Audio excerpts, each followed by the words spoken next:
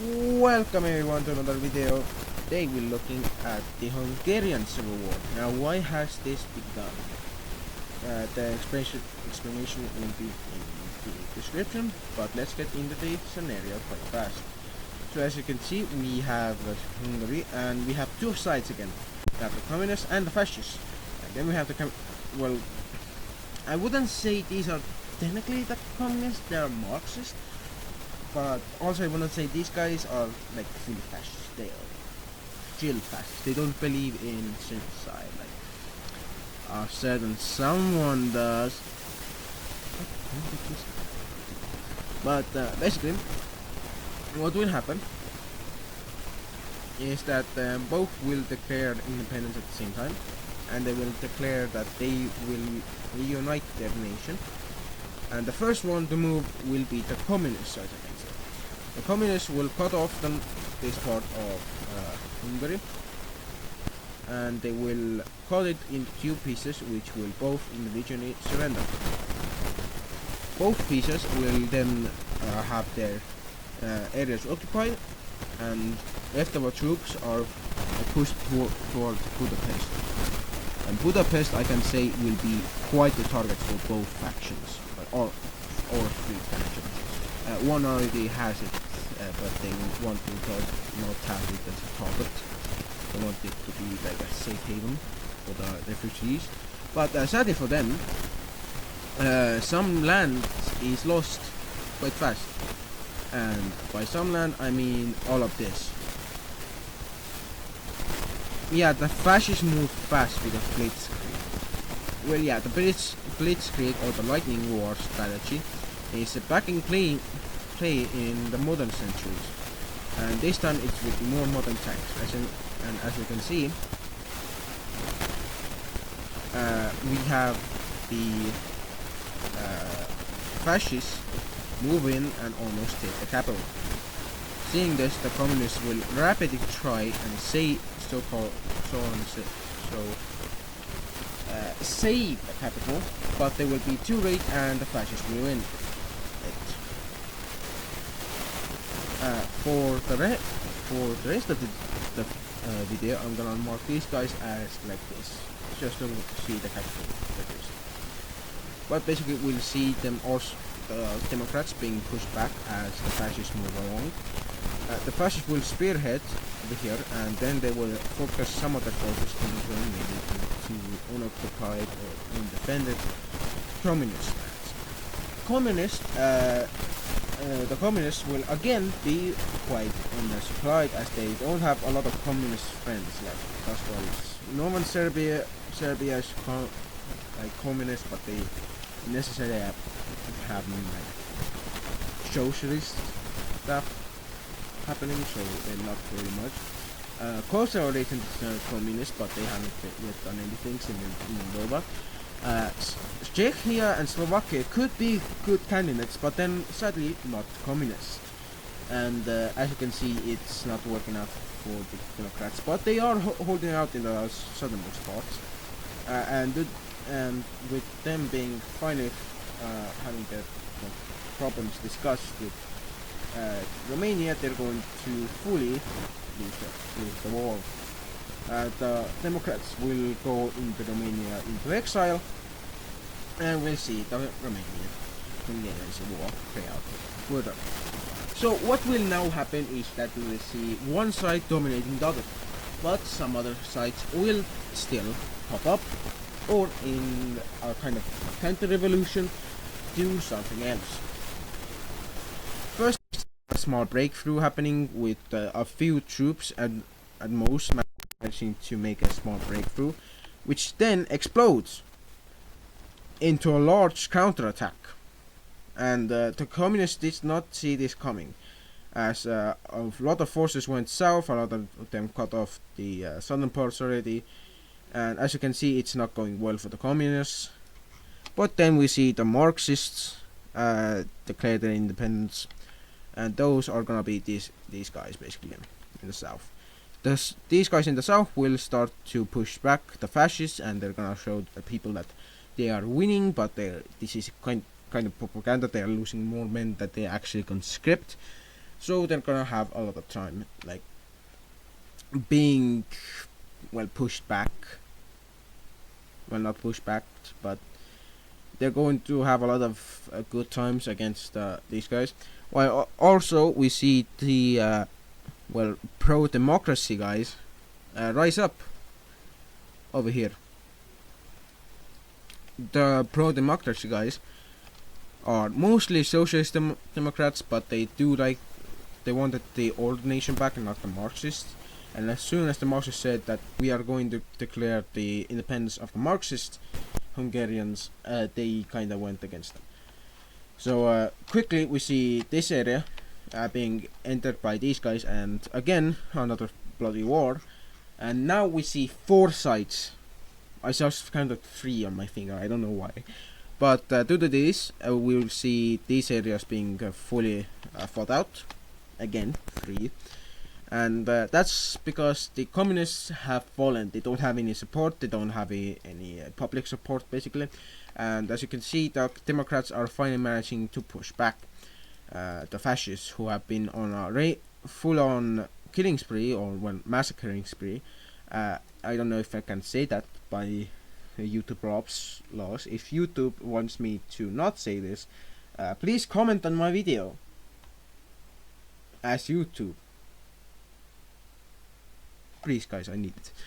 But we will see the Democrats managing to get near Budapest, but due to a small counterattack happening over here, pushing them back a bit, they will have to bring their forces up here, over here, which again will make them have to, retreat. The fascists do manage to push them back a bit, but that just happens for a while, again and again. As you can see, these guys have been pushed fully to the brink. They, like I said, they did conscript more people than they, less people than they used. So it kind of was coming to them that they would but you see the Democrats losing the position, as I don't know the exact geographic or that kind of data, but I do know mountains are over here, some mountains are against here, and it's, to my knowledge, to my exact knowledge, that these guys are in a losing position. They don't have the majority of the population, but they will turn it around.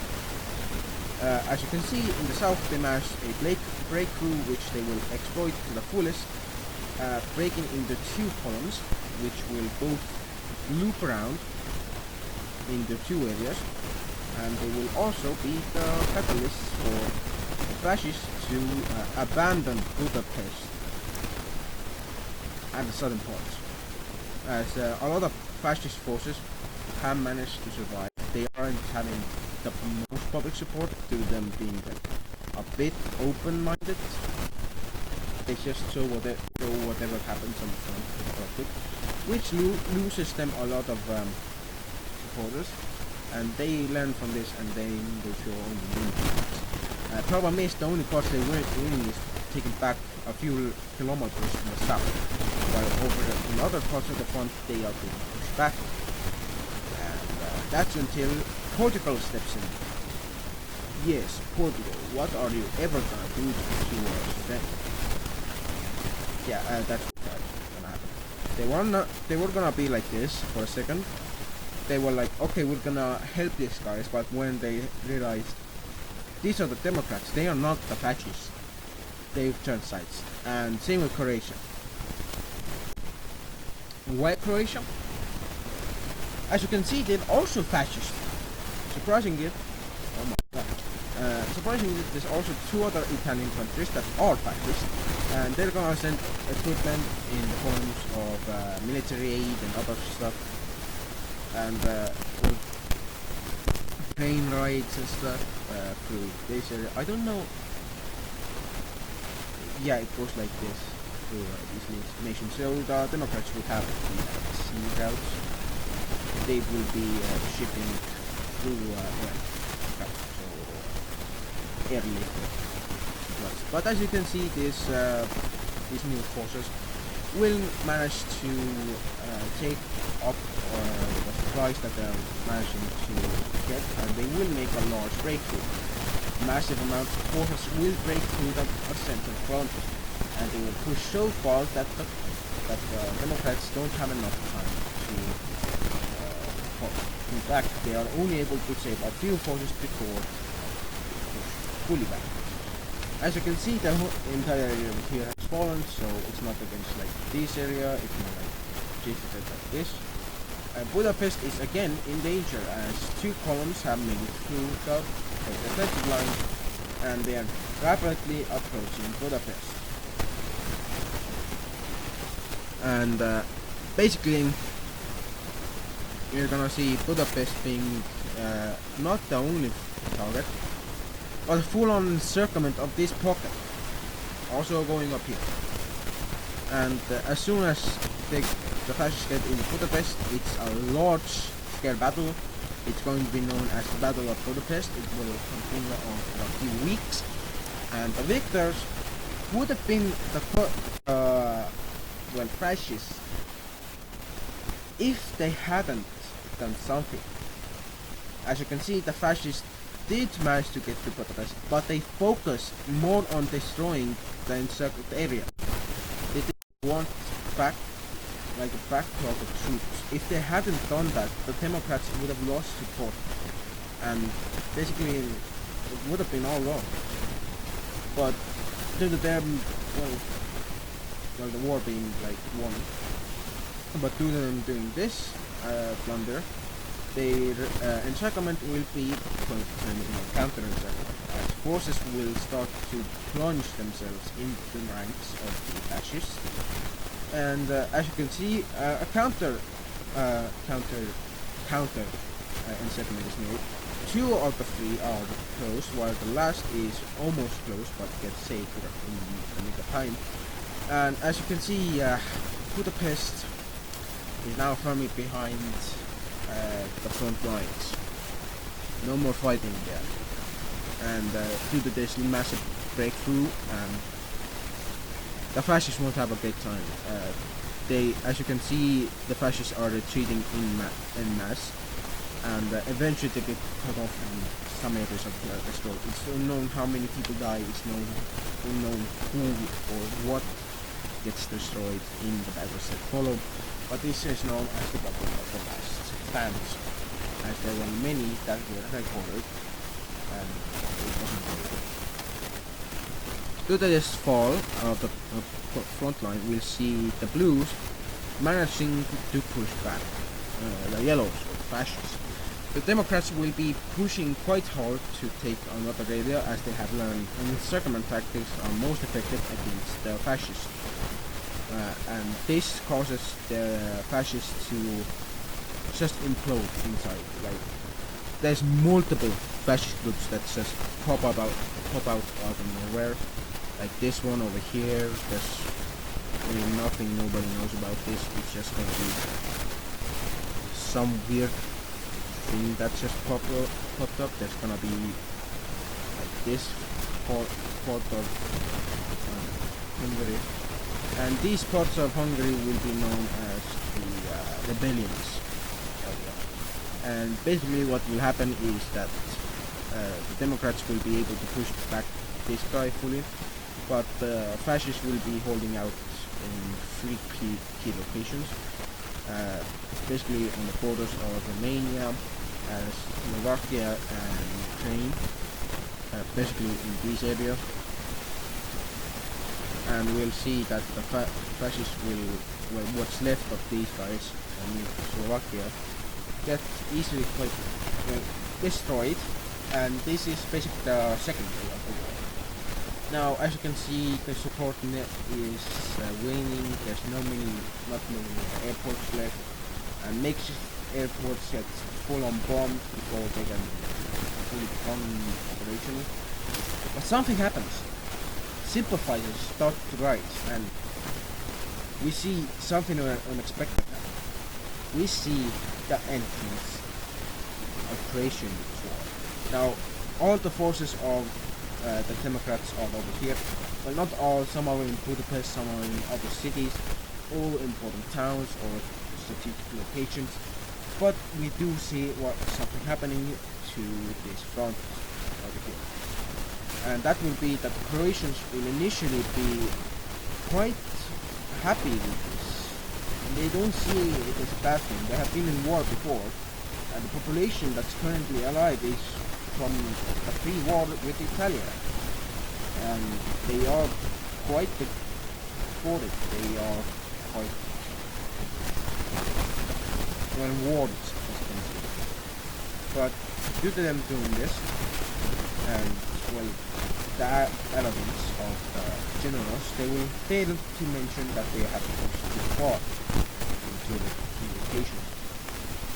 As you can see, these are the locations, and the pushes that happen over here will be to just stairs. The fascists have managed to gain a backbone again. They have managed to regroup and resurge, but due to the incessant bad behavior of the generals, the Croatians will have a bad time. This war is going on for quite a while now. It's been like 2.5 years, and as you can see, the forces of Croatia have been basically beaten down to a pulp. They aren't even forces anymore. They aren't even armed forces. They are just scattered rebellion groups at this point. And before anything can be done about it, the Democrats launch an invasion into Croatia. In 2 fronts, actually. They launched one towards Serbia, the Serbian hinterlands of Croatia. Well, not Serbian held, but Croatian held Serbian held. And they will also push for other areas that have more Hungarian descendants. And slowly we see the fall of Croatia. And eventually Croatia will just say, okay, you know what, you win, we will surrender, And because of this, we see Croatia surrender these lands and the occupation zones, and we finally see, after a long fight against the fascists and a long, exhausting war, we see a full counter-assault happening. The fascists on Europe until plot twist after plot twist. I have no into this video. But this time, as you can see, the fascists are winning. Somehow, for some reason, the fascists are winning again. But then they make a compromise. The fascists are allowed a big part in the political process. They are given amnesty, protection for what they have done. They have committed war crimes, massacre, all of that, but they are forgiven, and the war is over. The former lands are now. Let's see. This video has been quite long, and it would be so much of a help for you guys to help this video out. As you can see, the war has been going on for a while. This war has been long, and as you can see, the fascists at some point, let's go back a bit, held at their peak this much time, at their peak, but they eventually lost the war. And as you can see, the communists lasted not as long as the fascists. Sacrifice working for it has been quite a journey already. Let's get back straight into the peace war. And it's been, I don't know how long, but I haven't got to do that.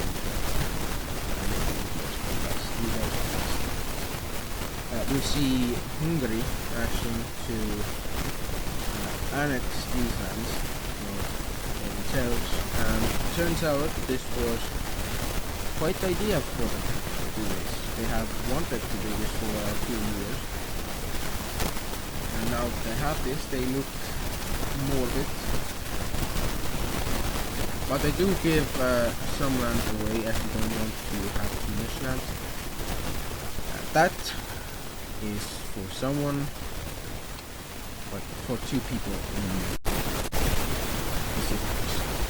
You see Norman Serbs taking their old Serbian lands over, or Serbs are liberated, as you can see, and Bosnia or Herzegovina. I don't know who this is, but maybe this is Bosnia and this is Herzegovina. But as you can see, Herzegovina has gained land. That is our video. If you would so much like to do this for me, just hit that subscribe button and win the next war. I can say that this, the choice of the video, these two are like still following the house. But as you can see right now, the communists are still pretty alive. Back they are coming to start by not but they can't do it. The battle is already there. Next place is watching. Hit the subscribe button, people like that. See you. Goodbye.